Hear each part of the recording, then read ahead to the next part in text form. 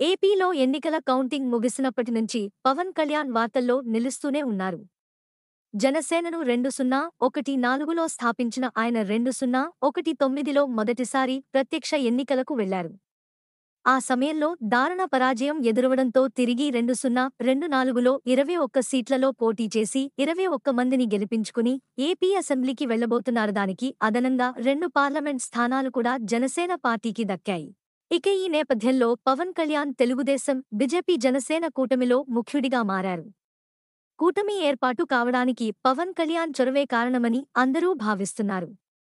అయితే ఎన్డీఏ సమావేశంలో పాల్గొనేందుకు తన మూడవ భార్య అన్నా లెజినోవాతో కలిసి పవన్ కళ్యాణ్ ఢిల్లీ వెళ్లారు. వీరి వెంట రేణుదేశాయ్, పవన్ కళ్యాణ్ల కుమారుడు అఖీరా నందన్ కూడా ఉన్నారు.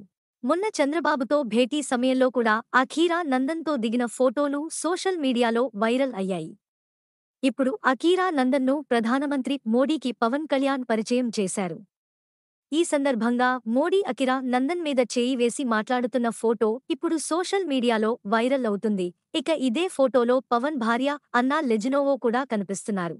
మొత్తం మీద పవన్ కళ్యాణ్తో పాటు అఖీరా నందన్ కూడా ఇప్పుడు వార్తల్లో నిలుస్తూ ఉండడం గమనార్హం.